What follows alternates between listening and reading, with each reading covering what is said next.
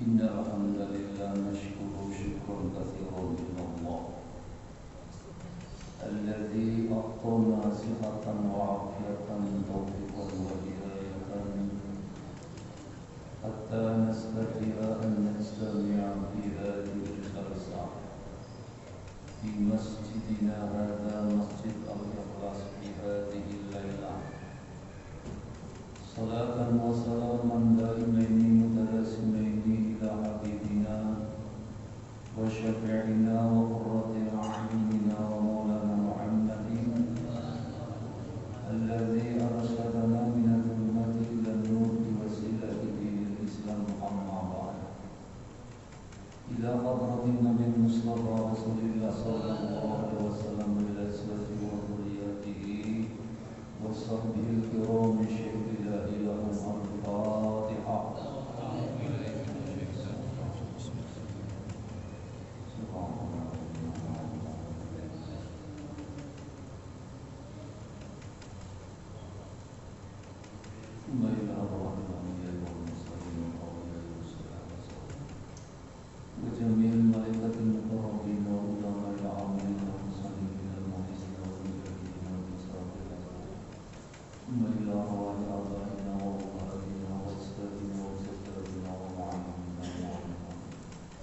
ولأبنائنا ولبناتنا ولجماعتنا ونحسن خصوصا إلى المؤلف هذا الكتاب الفاتحة.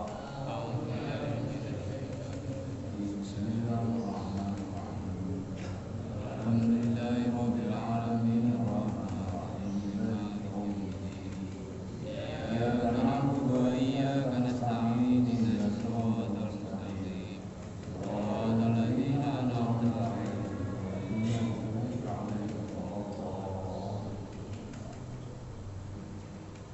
Para hadirin, para jamaah kaum muslimin, segenap pengurus Masjid Al-Ikhlas, bapak-bapak, saudara-saudara, dan ya Allah wa yakum ajma'in. Alhamdulillah malam ini Allah Subhanahu wa taala masih memberikan nikmat kepada kita semuanya. Kita dapat menunaikan sholat maghrib secara berjamaah dan kita lanjutkan ta'lim kita. Mudah-mudahan Allah senantiasa memberikan tambahnya hidayah kepada kita semuanya. Hadirin para jamaah, kita lanjutkan. Bismillahirrahmanirrahim. Wat-tawafu bil baiti was-sa'yu bainas Shafa wal Marwati. Kalimat ini merupakan rangkaian dari arkanul haji. Rukun haji yang ada 5. Pertama al-ihramu, yang kedua wan-niyatu, niyat, wal wuqufu bi Arafah, wukuf di Arafah, dan yang keempatnya wat tawafu bil baiti, tawaf di Baitullah, tawaf di Ka'bah, artinya mengelilingi Ka'bah. Bait rumah, Baitullah rumah Allah. Nah, nama lain dari rumah Allah adalah masjid. Masjid itu rumah Allah. Karena itu masjid tidak boleh dijual, apalagi dipakai untuk kepentingan pribadi. Nah, biasanya tanahnya dinamakan tanah wakaf. Wakaf itu asal katanya dari wakaf. Wakaf ayat ifukif. Wakaf itu artinya berhenti. Berhenti milik pribadi menjadi milik Allah. Kembali lagi milik Allah. Asal mulanya tanah alam semesta ini milik Allah. Kemudian dimiliki oleh individu-individu, dikapling-kaplingin, ada yang sampai sekian hektar, ya. Ada yang kekayaannya buat 7 keturunan tidak habis. Tapi ada juga orang yang tidak punya tempat tinggal. Nah itu tawaf bil baiti, ya, tawaf di Baitullah, mengelilingi Ka'bah. Ini yang dimaksud tawaf di sini adalah tawaful ifadah. Sebab ada namanya tawaf qudum, ada tawaf sunnah, tawaf umrah. Orang-orang yang menunaikan ibadah haji dengan mengambil jenis hajinya haji tamattu, maka umroh dulu. Nah, umroh itu tawaf sa'i ta'alluq. Tawafnya itu namanya tawaf umroh. Umrohnya umroh wajib karena ada kaitannya dengan ibadah haji. Nanti begitu sudah selesai umroh, 2-3 hari berikutnya umroh lagi. Pelaksananya sama saja, tawaf sa'i ta'alluq, tapi itu bukan tawaf wajib. Bukan umroh wajib. Namanya sudah umroh sunnah. Begitu bagi jamaah haji yang sudah menunaikan wukuf di Arafah, lalu dilanjutkan bermalam di Muzdalifah, ke Mina untuk melempar jumroh Aqobah, tanggal 11 jumroh ula wusta Aqobah, 12 ula wusta Aqobah, tanggal 13 ula wusta Aqobah, meninggalkan Mina menuju ke Mekah untuk melaksanakan rukun yang terakhir, yaitu tawaf ifadah. Sehingga tawaf ifadah ini kedudukannya sama seperti wukuf di Arafah, sama-sama rukunnya. Di orang sakit pun tetap di bawah, cuma nanti teknisnya berbeda. Kalau sakitnya sakit ringan, masih bisa didorong pakai kursi roda, itu yang ringan. Yang sudah agak berat nanti yang mungkin ada alatnya tersendiri, seperti itu. Karena itu maka posisinya dibeda-bedakan. Sekarang itu tidak boleh orang yang didorong pakai kursi roda itu berada di pelataran Ka'bah, itu nggak boleh. Harus di lantai 2 atau lantai 3. Sementara zaman dulu tahun 70, tahun 80 itu nggak pakai kursi roda. Orang yang sakit itu tolongnya ditandu. Nah, ya, ditandu. Kemudian yang orang yang nandu itu posisinya ada di bawah, artinya di pelataran Ka'bah sama. Karena memang dulu kan belum seperti sekarang. Orang haji di pelataran Ka'bah itu masih agak renggang-renggang begitu. Sekarang tidak seperti itu. Itu pas musim haji itu penuh. Jangankan di pelataran Ka'bahnya, di lantai 2-nya pun juga penuh. Saking penuhnya itulah maka orang haji itu menunggu sampai belasan tahun. Kalau zaman dulu kan tidak. Tahun 90-an, bulan Rajab daftar, bayar, pokoknya Rajab, Sya'ban sudah dinyatakan berangkat nanti tahun ini, terus tinggal nanti informasi yang berkaitan dengan masalah pemberangkatan. Seperti itu zaman dulu. Jadi nggak usah menunggu bertahun. Sekarang tidak. belasan tahun, tapi tergantung dari daerahnya. Semakin padat penduduknya umat Islamnya, maka semakin lama menunggunya. Seperti Jawa Timur, itu bukan 11-12 tahun, lebih dari 20 tahun. Tapi kalau di Bali, ya, saya punya saudara tinggal di Denpasar, cuma 5 tahun. Ya, 5 tahun, karena di Denpasar di sana kan kebanyakan orang Hindu. Nah, kalau di negara seperti Australia itu tidak lagi. Orang mau haji sama seperti kayak turis, karena di sana bukan negara yang di dalamnya ada kementerian agamanya, tidak ada. Jadi kalau orang mau haji itu ya seperti orang kayak turis saja gitu. Kalau di sini kan tidak ada pengelolanya di bawah naungan Kementerian Agama. Nanti dari situ kemudian ada yang secara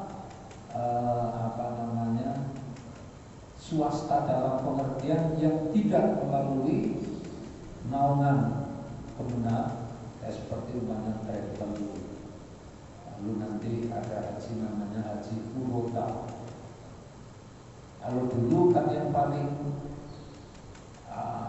disebut orang travel itu yang zaman dulu kan namanya haji plus, ya, haji plus. Sekarang haji plus kalah sama furoda. Plus masih menunggu 4, 5, 6 tahun. Tapi kalau furoda langsung berangkat, tapi biayanya 260 juta. Bisa buat berangkat berapa orang? Ya. Tapi bagi pengusaha yang uangnya banyak, ya uang segitu kasih berapa? Dan seperti itu. Kemarin ada itu di Jakarta Utara, teman dia punya saudaranya di sana, di Madura, tapi orangnya tinggalnya di Jakarta. Dulu daftarnya di Madura. Tahun ini sudah dinyatakan berangkat, tapi ternyata belum siap. Belum siapnya mungkin langsung melonjak besar. Kalau di Jakarta sudah bayar untuk mendapat kuota, yaitu 25 juta plus 500.000, tambahnya kemarin berapa? 24. Tapi di Madura tambahnya 33. Nah, kalau 33 suami istri berarti tambah 66. Mungkin di daerah 66 itu belum ada persiapan, akhirnya minta ditunda berangkatnya tahun depan. Minta ditunda, dan juga sempat nanya sama saya, kepenginnya itu berangkat dari Jakarta karena dia tinggalnya di Jakarta gitu. Ya sudah, tinggal mutasi aja, nanti bilang sama Kementerian Agamanya di sana, tidak di sini bisa atau tidak. Nah, itu di daerah dengan di Jakarta beda. Orang di daerah kalau mau berangkat haji itu tamunya itu banyak, dan beberapa hari sebelumnya sudah open house. Jadi setiap seperti di Tegal daerah saya itu, kalau orang mau berangkat haji itu setiap hari tamu datang, dan tamu yang datang itu ditanya yang mau berangkat haji, minta kepada tamu-tamu yang datang untuk didoakan. Jadi bukan yang haji mendoakan, bukan. Ya. Jadi tamu-tamu yang datang itu mendoakan yang mau berangkat haji. Bisa 10 sampai 15 kali terus menerus. Kalau di Jakarta itu kan gampang. Artinya Pak, minta doanya kepada masyarakat, tetangga, teman, kolega, itu langsung satu hari kelar, ya kan? Tinggal ngadain walimatus sakar, sudah sehari, hari Minggu atau hari Sabtu itu pas libur, kita undang saudara-saudara yang dekat, yang jauh, teman-teman kerja dan masyarakat, sudah. Artinya walimatus sakar itu dalam rangka kita memohon doa kepada orang-orang yang diundang bahwa kita akan menunaikan ibadah haji, ya, sekaligus ada beberapa permintaan. Pertama mohon doa, yang keduanya juga mohon dimaafkan barangkali selama ini ada kesalahan-kesalahan, sekaligus yang ketiganya nitip keluar kan begitu etikanya di dalam menunaikan ibadah haji. Nah, nanti setelah pulang dari haji, baru yang haji mendoakan, orang-orang yang datang didoakan. Doanya orang haji kan ya, makbul ya. Kalau hajinya mabrur, diiring sama 40 malaikat. Al-hajjul mabrur laisa lahu jazaa'un illal jannah. Jadi haji mabrur itu pahalanya tidak lain adalah surga. Doa. Nah, apa? Jadi tadi waktu aku bil baiti ini maksudnya tawaf ifadah. Tawaf ifadah itu setelah selesai lempar jumroh di Mina yang ada 3 itu. Nah, lempar jumroh itu wajib, bukan rukun, bukan. Wasahyu baina Shafa wal Marwati. Kemudian sesudah tawaf ifadah langsung sa'i antara Shafa dan Marwah. Nah, tawaf ifadah ini tidak sama seperti tawaf umroh. Kalau orang tawaf umroh yang wajib, itu umpamanya dari Madinah mengambil mikot di Dzulhulaifah atau Bir Ali, langsung di situ menggunakan kain ihram, niat di atas bus menuju ke Mekah. Sampai di Mekah sudah mengambil posisi di tempat lain-lain, sudah di hotel, barang-barang sudah masuk, baru melaksanakan tawaf umroh menggunakan kain ihram. Tapi kalau tawaf ifadah tidak pakai kain ihram, Pak. Tawaf ifadah pakai pakaian biasa. Karena waktu melempar jumroh itu sudah tahallul awal. Jadi sudah begitu wukuf di Arafah tanggal 8 berangkat, 9, 10 paginya itu melempar jumroh, yaitu jumroh Aqobah. Selesai jumroh Aqobah sudah langsung dilepas kain ihramnya. Nah, baru besoknya jumroh Ula Wusta Aqobah sudah menggunakan pakaian biasa. Sampai pulang menuju ke Mekah, lalu untuk tawaf ifadah sudah tidak pakai kain ihram lagi. Ya, pakainya kain biasa, termasuk juga sa'inya. Ya. Nah, ya nanti sampai lampu hijau kita ini disunahkan untuk lari-lari kecil. Yang disebut sa'i itu lari kecil ya. Yang disunahkan lari-lari itu adalah yang laki-laki. Kalau yang perempuan tidak disunahkan lari-lari kecil, jadi jalan biasa saja. Begitu sampai di atas baca inna Shafa wal Marwata min sya'airillah. Faman hajjal baita aw tamara fala junaha alaihi ayyat tawafa bihima. Wa man bisa sampai ujung di atas, sampai ke Bukit Sofa atau ke Bukit Marwah. Cuma setiap tahun itu kayaknya ada perubahan. Tahun 2005 dulu itu di atas Bukit Sofa ataupun Marwah itu masih banyak batunya. Ya, batunya itu di atas, dan sekarang sudah tidak ada.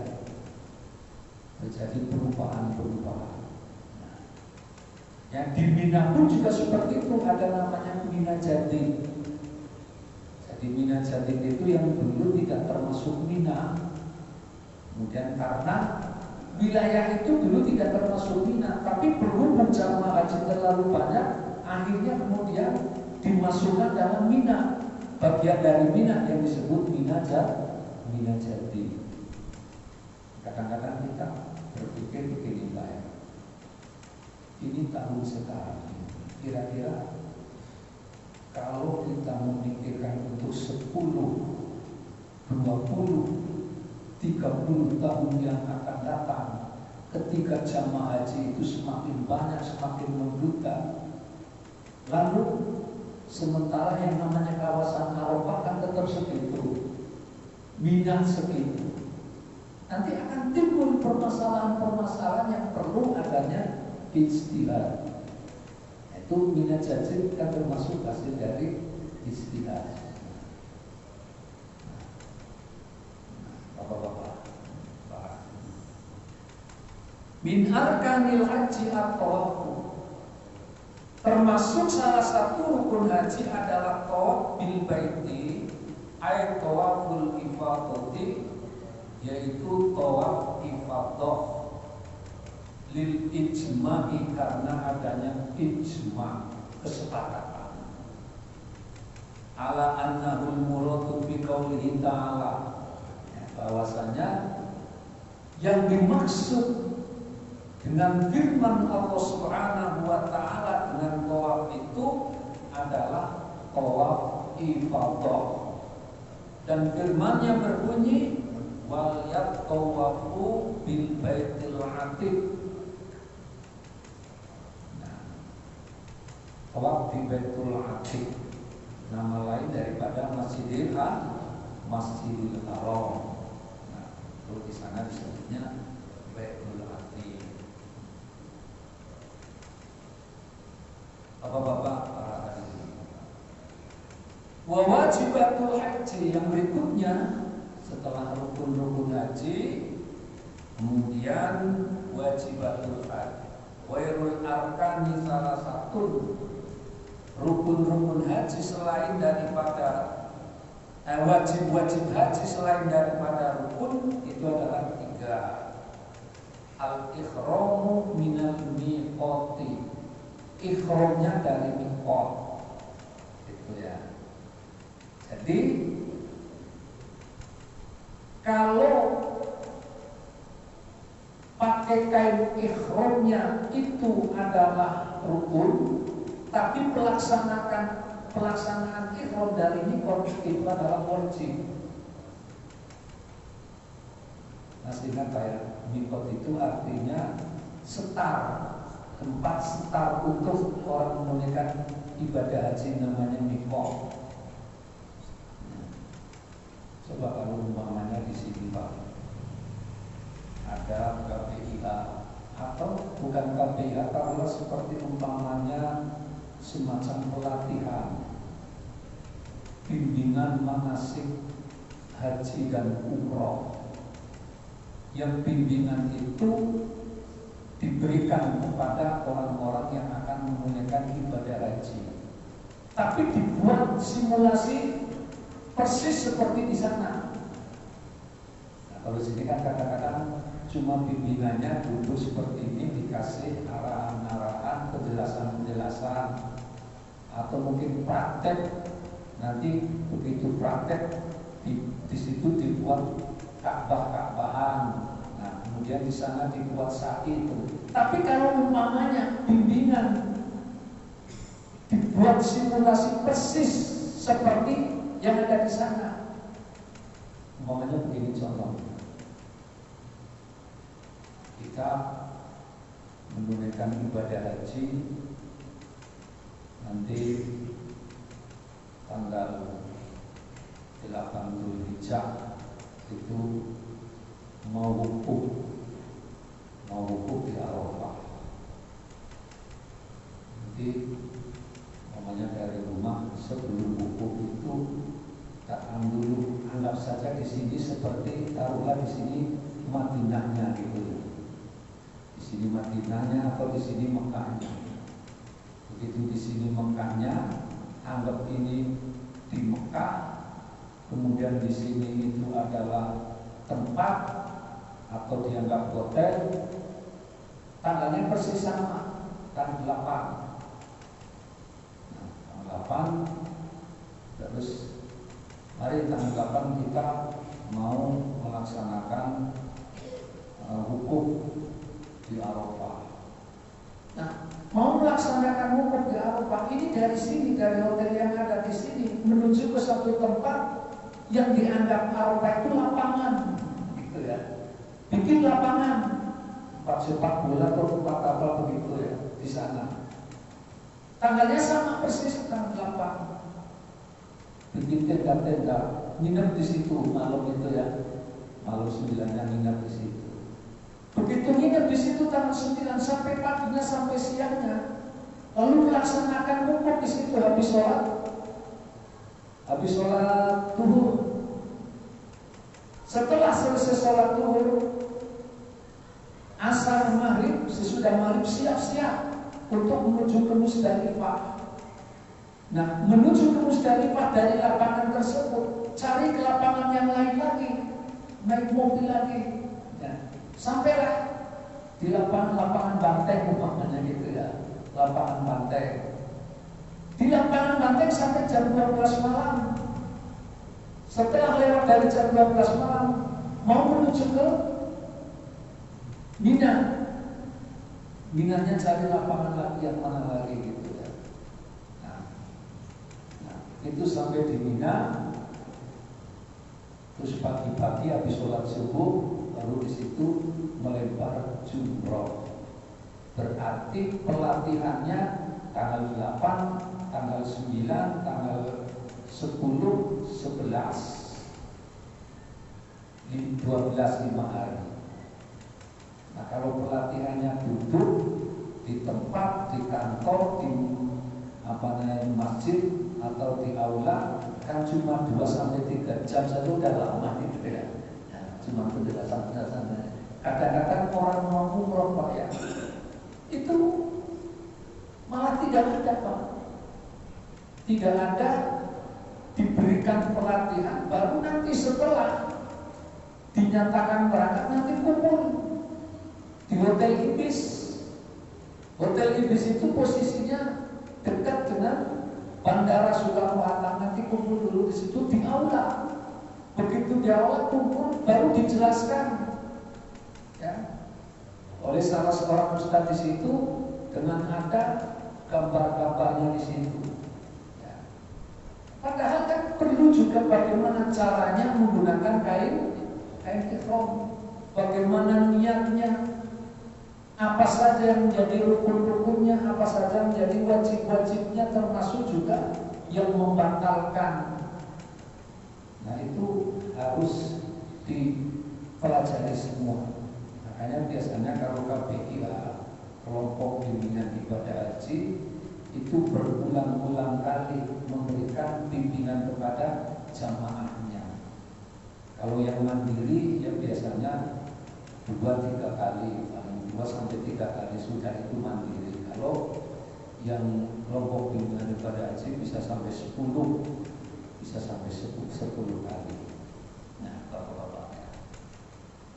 Jadi ihram dari miqat itu wajib.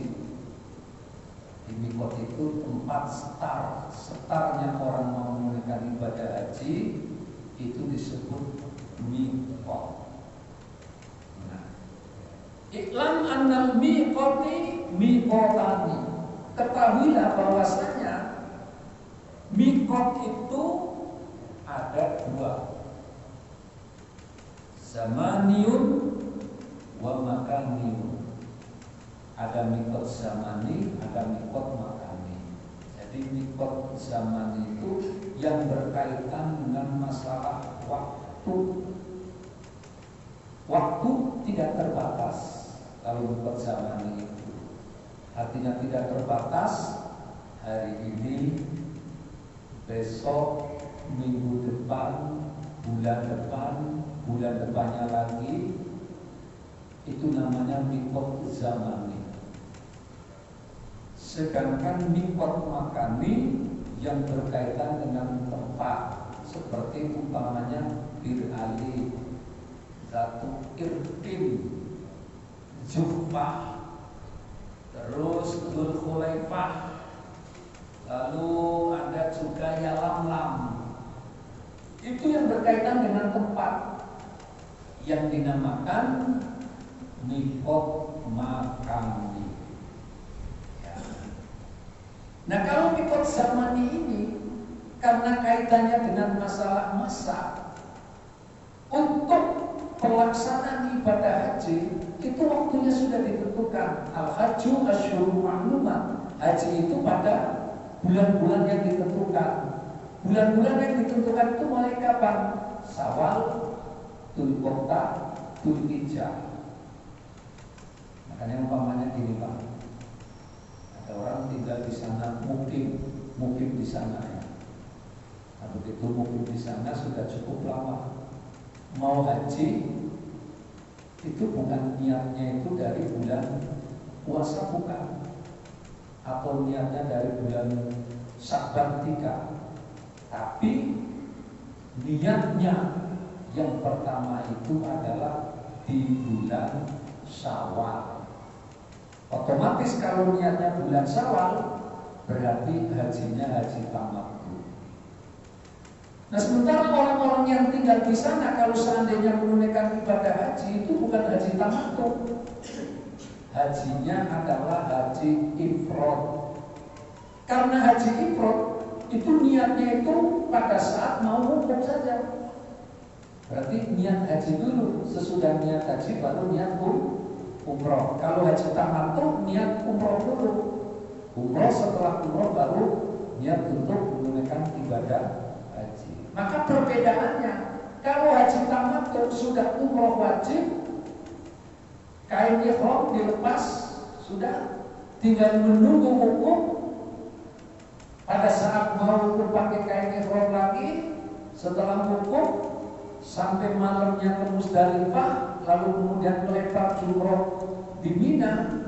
Jumroh yang pertama sudah lepas kain ihramnya, tapi untuk yang haji ifrad belum dilepas. Lepasnya kapan?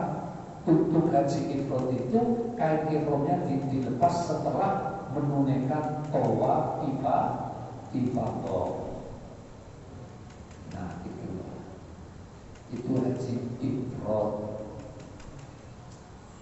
Makanya kalau rumahnya ada jamaah haji yang sudah berangkat dari sekarang, kok hajinya haji ifrad, nanti malah banyak pelanggaran.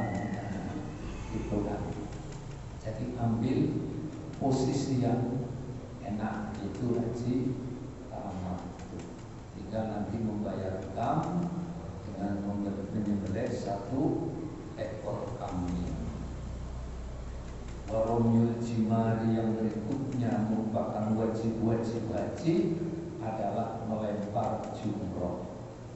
Jadi bapak-bapak para jamaah sekalian, melempar jumroh ini tidak di tempat persis terjadinya di mana Nabi Ismail itu mau dipotong oleh ayahnya Nabi Ibrahim, tidak. Kita kan biasanya begini, kalau orang haji atau umroh, selain yang pokoknya adalah menunaikan ibadah, tapi selain itu juga ada city tour-nya, jalan-jalan. Nah, nanti pada saat city tour itu jalan-jalan, termasuk melintasi kawasan Mina, itu oleh mutawif. Mutawif itu kalau umpamanya orang yang jalan-jalan itu disebutnya apa? Gaet, ya gaet. Jadi nanti Kaitnya atau mutawifnya itu menjelaskan, Pak, itu di depan sebelah sana, itu di atas ada tempat itu tempat di mana dulu Nabi Ismail mau dipotong oleh ayahnya. Nah, jadi melewati jalan itu terus ada di sana. Sementara yang untuk lempar jumroh bukan di situ. Jadi bukan di tempat di mana Nabi Ismail dulu mau disembelih. Jadi makanya lempar jumroh merupakan nampak jelas daripada perjuangan 3 orang Nabi Ibrahim, istrinya dan putranya Ismail alaihissalam. Nah, pada saat tanggal 8 Dzulhijjah, sebagaimana yang ada di dalam Al-Qur'anul Karim, inni ra'aitu bil manami anni, ya, sungguh aku melihat di waktu tidur, maksudnya mimpi, anni adba'uka, saya menyembelihmu. Jadi Nabi Ibrahim menyampaikan kepada putranya Ismail seperti itu. Terus kemudian Pandur mada taro, coba bagaimana menurut pendapatmu. Jadi walaupun Nabi Ibrahim ini mendapat perintah dari Allah, tapi tetap minta pertimbangan sama anaknya. Kalau sekarang anaknya umpamanya ada bapaknya mimpi seperti itu, nak, saya mimpi diperintah untuk menyembelih kamu, untuk dikorbankan. Ini benar dari Allah. Bagaimana menurut pendapat kamu? Kira-kira gimana anaknya? Anaknya menyadar kenapa? Enggak apa-apa aja, udah tua. Kan begitu ya. Nah, kalau ini kan, maka marusata jiduni insyaallah minas solihin. Maka Nabi Ismail menjawabnya, lakukanlah ya, apa yang telah engkau perintah dari Allah, insyaallah engkau akan mendapat itu dalam keadaan sabar. Itu mimpi tanggal 8. Tapi waktu itu ragu. Nabi Ibrahim masih ragu antara mimpi kurban tidur atau perintah Allah. Nah, karena keraguan itulah kemudian kita yang di sini itu kalau tanggal 8 Dzulhijjah diperintah untuk berpuasa, namanya puasa tarwiyah. Itu tarwiyah artinya ragu-ragu, Pak. Begitu malam 9-nya, malam yang berikutnya mimpinya sama seperti itu. Baru Nabi Ibrahim yakin kalau mimpi itu adalah wahyu dari Allah. Maka kemudian tanggal 9 kita disunahkan untuk puasa, namanya puasa Arafah. Jadi Arafah itu yakin bukan Arafah kaitannya dengan padang Arafah, karena kebetulan di tanggal 9 Dzulhijjah orang-orang ada di Arafah itu wukuf. Jadi nanti dianggap itu ada kaitannya dengan Arafah, bukan. Arafah yang dimaksudkan di sini tanggal 9 Dzulhijjah. Nabi Ibrahim mimpi, beliau yakin kalau itu adalah wahyu dari Allah, perintah dari Allah. Malam ke berapa? 10-nya mimpi lagi. Jadi bukan cuma 2 kali mimpinya 3 malam. Nah, kemudian di tanggal 10-nya disebut Yaumun Nahri, hari penyembelihan atau hari pengorbanan. Dibawalah Nabi Ismail satu tempat. Golok sudah diasah sampai sampai tajam. Bahkan sebelum dipakai untuk menyembelih Ismail, itu dicoba untuk membelah batu langsung terbelah. Tapi begitu saat ditempelkan di leher Nabi Ismail, ya, ditutup pakai bajunya, ternyata nggak mempan. Nah, nggak mempan itu, si baju itu nggak mempan, si golok itu nggak mempan. Akhirnya malaikat Jibril turun. Itu sebelum apa? Sebelum ada atau sesudah dirayu atau digoda oleh iblis. Jadi pada saat mau menyembelih putra itu, iblis itu datang itu merayu Nabi Ibrahim, apa kamu nggak kasihan anak satu-satunya itu kok mau disembelih? Akhirnya diambil batunya dilemparkan ke iblis. Nah itu yang kemudian menjadi rangkaian ibadah haji, namanya melempar jumroh. Tapi saya kadang-kadang yang ada ketika orang melempar jumroh sampai saat melemparnya kayak orang kesetan, kayak orang benci sama siapa? Sama iblis. Padahal kan sebenarnya bukan seperti itu. Kalau Nabi Ibrahim dulu melempar iblis karena iblis akan menggagalkan perintah Allah, tapi bagi orang yang haji sedang melempar jumroh, bukan sedang melempar iblis yang ada di sana. Justru yang dilempar oleh orang-orang haji itu yaitu sifat-sifat iblis yang ada pada dirinya: iri, dengki, hasud, takabur, sombong. Itu. Nah, kadang-kadang orang takabur dan sombong itu bisa karena beberapa faktor. Bisa dari ilmunya, bahkan ada yang sekarang ini merasa mulia karena apa? Karena nasabnya. Karena nasabnya itu akhirnya merasa mulia. Padahal ada penemuan secara ilmiah, penelitian dari Kiai Imaduddin dari Banten, itu tidak terkonfirmasi nasabnya sampai ke sana silsilahnya. Artinya bahwa terputus. Hanya kemudian diajak untuk berdiskusi, tidak mau. Nah, disuruh tes DNA juga tidak mau. Ini bapak-bapak, justru dulu para wali songo yang merupakan zuriat dari Rasulullah SAW ketika menyebarkan Islam di Indonesia itu membaur dengan orang Indonesia, khususnya di tanah Jawa. Lalu mereka pun juga menikah dengan orang-orang Jawa, termasuk Sunan Gunung Jati punya istrinya orang Cina. Sementara ada seorang habib yang memberikan fatwa bahwa orang tidak boleh menikahi keturunan daripada Rasulullah karena dianggap itu adalah menyakiti Fatimah dan menyakiti Rasulullah, sehingga pernikahannya dianggap tidak sah, bahkan dianggap melakukan perbuatan zina. Itu seperti itu, nggak benar fatwa seperti itu. Orang sudah nikah itu kan artinya sudah dihalalkan.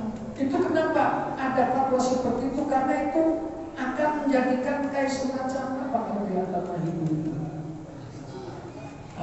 Kasta. Nah itu dulu penjajah kan seperti itu. Penjajah itu kan menjadikan kasta.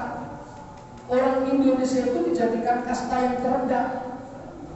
Nah, kita nggak boleh. Di dalam Islam itu tidak ada kasta. Rasulullah mengajarkan itu seperti itu. Bahkan yang menikahi putri-putri Rasulullah itu juga orang lain, seperti sahabat Utsman. Itu kan bukan keturunan Nabi, menikahinya seperti itu. Nah, kalau kemudian orang lain tidak boleh menikahi seperti itu artinya sama saja seperti zaman jahiliyah. Nah, bapak-bapak, hadirin para jamaah sekalian, wa ramyul jimali salasan, melempar jumroh yang 3 tadi, dan yang terakhir adalah wal khalqu, mencukur rambut atau memotong. Jadi boleh memotong sedikit, boleh dicukur, digunduli. Kadang-kadang ada orang yang cuma nggak pede aja kalau digunduli itu nggak pede. Nah, kan saya dulu kalau habis pelaksanaan haji cuma cuma berapa hari terus langsung kurang pede juga. Tapi 2015 ini karena saya di sana lama sesudah haji, maka saya duduk. Begitu saya duduk pulang sudah apa? Sudah panjang rambutnya begitu ya. Jadi sama saja diduduli boleh, cuma dipotong sedikit sudah tidak apa-apa. Nah baik bapak-bapak, para hadirin, para jamaah sekalian, ini berkaitan dengan haji. Yang pertama mengenai rukun, dan yang kedua berkaitan dengan wajib-wajib haji sudah saya sampaikan. Insyaallah nanti untuk berikutnya kita lanjutkan di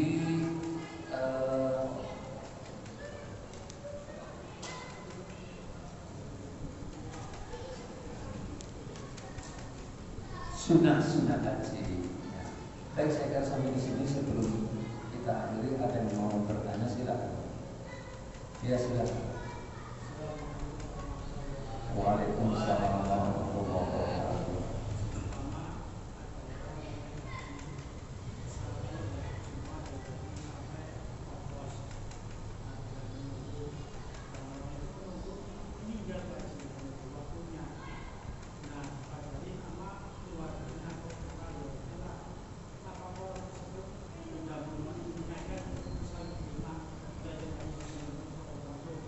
Waalaikumsalam warahmatullahi wabarakatuh. Jadi ada orang mau menunaikan ibadah haji, semuanya sudah dilaksanakan yang berkaitan dengan syarat-syarat, termasuk syarat membayar OMH. Itu sudah dibayar OMH-nya, terus kemudian waktu belum sampai orangnya sudah meninggal dunia. Nah, ketika orang tersebut membayar OMH, itu artinya sudah niat untuk haji, sudah mendapatkan nilai dari niatnya. Apalagi kalau kemudian seperti yang ditanyakan dibatalkan. Cuma kalau dibatalkan ada syaratnya, Pak. Syaratnya yang membadali harus sudah haji dulu. Itu nggak bisa belum haji lalu badal, ini bisa gitu. Jadi syaratnya untuk menjadi badal itu harus sudah haji. Nah kalau seperti itu nanti bisa saja dibadalkan kepada petugas di bawah naungan Kemenag. Nanti kan Kemenag itu akan menugaskan beberapa orang yang ada di sana. Yang ditugaskan oleh Kemenag itu ada dua. Petugas haji itu ada dua. Ada petugas kloter, ada non-kloter. Petugas kloter itu berarti petugas yang menyertai jamaah haji 40 hari. Ketua kloter, kemudian tim pembimbing ibadah haji, lalu dokter sama perawat-perawatnya. Dulu waktu zaman saya itu 8 orang. Petugas yang kloter itu 8 orang. Tapi kalau petugas non-kloter itu petugas yang di lapangan. Ya, digital nanti akan kita ketemu di artinya pas kita turun dari pesawat di King Abdul Aziz, nanti kita langsung ditemui oleh petugas di sana. Biasanya dari Kemenag. Nah kemudian nanti di hotel ada, di Mina ada, di Arafah ada, di Madinah ada, termasuk juga yang berkaitan dengan akomodasi, yang berkaitan dengan masalah di hotel, yang berkaitan dengan masalah makanan, itu semuanya ada. Nah ada rekrutmennya yang masih muda-muda itu biasanya yang direkrut itu mahasiswa-mahasiswa yang berada di berbagai belahan dunia yang ada di Timur Tengah. Ada yang dari mahasiswa dari Madinah ada, mahasiswa yang di Mesir ada, kemudian yang di Yordan ada. Jadi diambil beberapa mahasiswa yang ada kuliah di sana sebagai petugas. Biasanya mereka tugasnya tugas non-kloter, Pak. Kalau petugas kloter itu dari sini, nah nanti tinggal di sana. Dari sini keluarganya sudah menyampaikan minta untuk dibatalkan.